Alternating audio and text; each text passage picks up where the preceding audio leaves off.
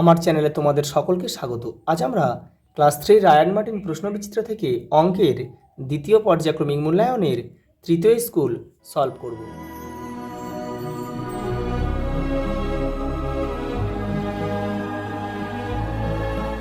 দেখো প্রথম প্রশ্ন, দেখো বেলডাঙ্গা চক্র। দেখো প্রথম, একটি পিঁমড়ের 6টি পা হলে 3টি পিঁমড়ের কতগুলি হবে? 3 3 6 18টি। দেখো 13কে 2 দিয়ে ভাগ করলে ভাগশেষ হয় কত? দেখো 13 দুয়ে, দেখো 2, 6 দিয়ে 12, তাহলে 1 অবশিষ্ট থাকবে।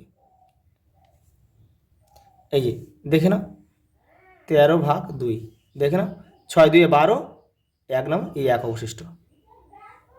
পরেরটা দেখো, বিজোড় সংখ্যার সঙ্গে 1 যোগ করলে পাই জোড় সংখ্যা। কীভাবে দেখো, দেখে নাও। এই যে বিজোড় সংখ্যা 5, তার সঙ্গে আমরা 1 যোগ করব, তাহলে 5 একে 6, 6টা দেখো জোড় সংখ্যা।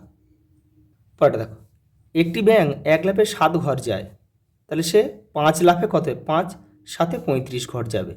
পরেরটা দেখো, এই বলছে এই চিত্রটিকে বলে, দেখো এটা চারটে বাহুর দৈর্ঘ্য সমান, অর্থাৎ আমরা এটা কি বলবো? বর্গক্ষেত্র। পরেরটা দেখো, শূন্যস্থান পূরণ করো। 750 পয়সা সমান সমান আমরা কি লিখতে পারি? 7 টাকা 50 পয়সা।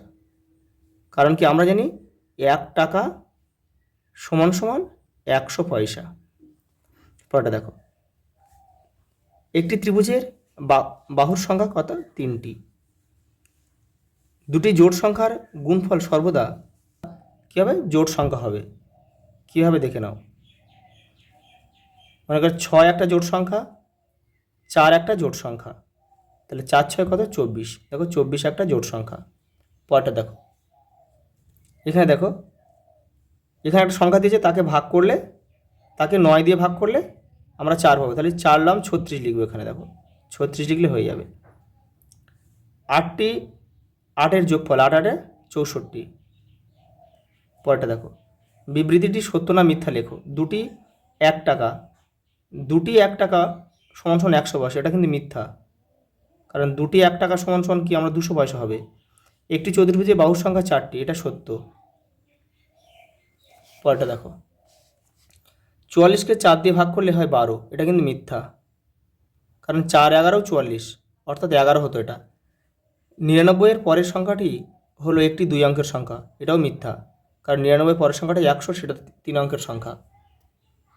পরের প্রশ্ন দেখো, 4-এর ক, 705টি পেয়ারা 7টি বস্তায় সমান সংখ্যায় রাখলে প্রত্যেক বস্তায় কতগুলি করে পেয়ারা রাখা হলো? বস্তার বাইরে কতগুলি থাকবে? দেখো প্রত্যেক বস্তায় রয়েছে, অর্থাৎ এটা কিন্তু ভাগ হবে। ভাগটা একটু দেখে নাও। 7 1 7, এবার দেখো এই শূন্যটা এখানে নামবে, কিন্তু দেখো এখানে কোনো সংখ্যা নেই, মানে এই বাঁ দিকে শূন্য নামালে কিন্তু এর ভ্যালু থাকবে না, কিন্তু এর কিন্তু একটা ভ্যালু আছে, সেই জন্য কিন্তু এই শূন্যটার জন্য এখানে আমাদের একটা শূন্য নিতে হবে। দেখো 5 নেমে যাবে। এবার একই লাইনে যখন 1-এর অধিক সংখ্যা নামবে, তখন সেই সংখ্যাগুলোর জন্য প্রত্যেকটা সংখ্যার জন্য একটা করে শূন্য, অর্থাৎ এই 5-এর জন্য কিন্তু আরেকটা শূন্য নিতে হবে। অঙ্ক হয়ে গেল। আর 100 গুণ করলে 700 হয়, এটা আমরা এভাবে লিখতে পারি।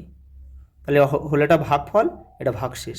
প্রত্যেক বস্তায় 100টি করে পেয়ারা রয়েছে এবং 5টি পেয়ারা পড়ে থাকবে। পরেরটা দেখো, বহরমপুর থেকে বেলডাঙ্গা 4টি বাস ছাড়ে, প্রতিটি বাসে 125 জন করে যাত্রী আছেন। 4টি বাসে মোট কতগুলি যাত্রী আছেন? এটা কিন্তু গুণ করতে হবে। দেখে নাও, 4 5 20 শূন্য হাতে থাকে 2, 4 2 8, 8 2 10 শূন্য হাতে থাকে 1, 4 1 4, 1 5, 500।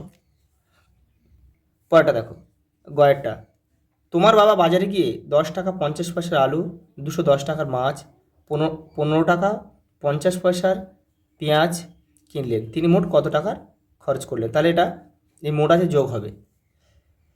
দেখে নাও, 10 টাকা 50, এখানে দুটো সংখ্যা, এটা কিন্তু 3টে সংখ্যা, সেই জন্য এটা কিন্তু আমরা শূন্য বসিয়ে নেব, তাহলে অঙ্কটা করতে আমাদের সুবিধা হবে। দেখো এটা যোগ করতে হবে, মোট যেহেতু বলেছে, দেখো শূন্য নেমে যাবে, 5 5 10 শূন্য, হাতে থাকে 1, এটা পয়সা, এটা টাকা লিখতে হবে।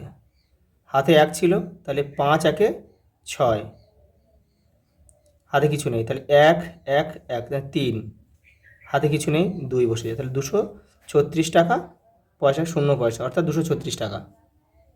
পরের প্রশ্ন দেখো, পুকুরের পাড় বাঁধানোর জন্য 7 জন মানুষকে কাজে লাগানো, লাস্ট প্রশ্ন দেখো, পুকুরের পাড় বাঁধানোর জন্য 7 জন মানুষকে কাজে লাগানো হয়েছে, প্রত্যেককে 135 টাকা করে দেওয়া হলে পুকুরের পাড় বাঁধাতে মোট কত টাকা খরচ হবে? দেখো এটা হচ্ছে গুণ হবে, 5 সাথে 35-এর 5, হাত থেকে 3, 7 3 21, 21 আর 3 হচ্ছে 24-এর 4, হাত থেকে 2, 7 1 7 আর 2 9, 945 টাকা। আজ এই পর্যন্ত, দেখা হবে পরের ভিডিওতে।